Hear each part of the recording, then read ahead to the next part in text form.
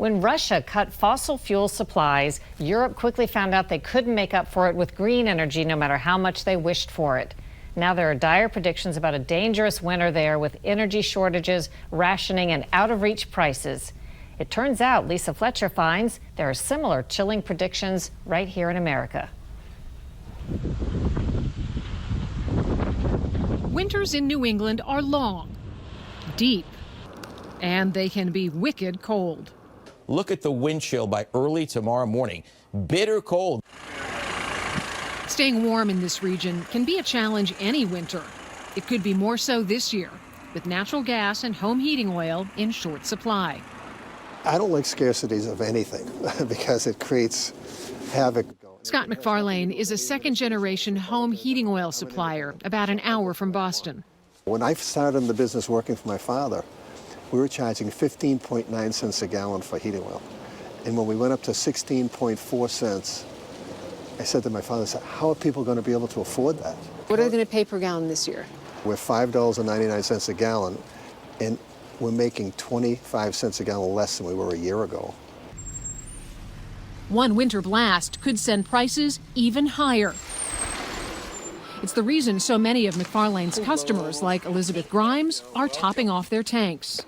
The oil bill delivery that I just got right now, I mean, it's $100 plus more than what it was last month. I think everyone's going to be thinking about how much they're going to be spending this winter. Also in short supply, natural gas. If we get into a real cold snap, we could face issues.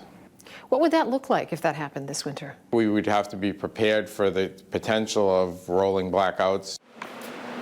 Here in Wakefield, Massachusetts, Pete Dion runs the municipal gas and light department. Utility prices here could jump by 30%, and that's not the worst of it. The colder it gets in Wakefield and across this area in winter, the higher the demand for utilities. So the risk for you isn't an average winter. The risk for you is a series of days that are really, really cold. Exactly. That type of situation would be very, very challenging this winter. Several factors are converging this winter to form what could lead to an energy crisis in New England. One, natural gas here is in short supply, following a decade-long fight by activists and lawmakers to halt gas pipeline expansion in favor of renewable energy sources. Utility companies say those projects will not be bringing sufficient power to the grid for several years. And two, the war between Russia and Ukraine. Russia is the world's largest exporter of natural gas. After Russia invaded Ukraine, Russia cut off a key pipeline to Europe. That created a desperate competition to find new sources, raising prices and cutting supplies everywhere else, including here in the U.S. The challenge this winter will be to make sure that there's enough natural gas in New England to support it. Are you worried that there won't be? I've become more worried over the past few months.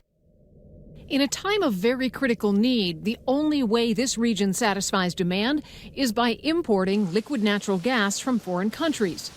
This tank holds about 14 million gallons of so-called LNG, which is less than 1% of what it would take to power the state of Massachusetts for one day.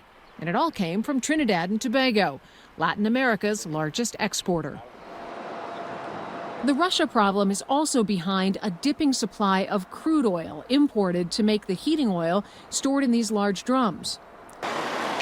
Before Russia's invasion of Ukraine, the U.S. imported about 700,000 barrels of petroleum from Russia per day. Sanctions against Russia have tightened global supplies, leaving people like Elizabeth Grimes facing prices as much as 45% higher than last winter. Think about my parents and their generation, and they don't have the incomes that can support, the continuing increase in prices and increase in energy prices. I think it's going to be a real tough winter for them.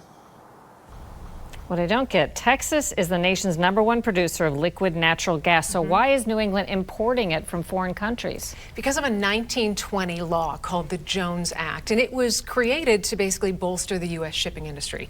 And what it says is when cargo is moved between ports in the U.S., it has to be on ships that are flagged, built, crewed, and mostly owned in the U.S. And the problem is there are no gas transport ships that meet that requirement. So what's wrong with driving it in a truck from Texas to New England? We did the math. It would take about 272,000 tanker trucks a day to power the state of Massachusetts for one day. My goodness. Great story. Thanks, Lisa. Thanks.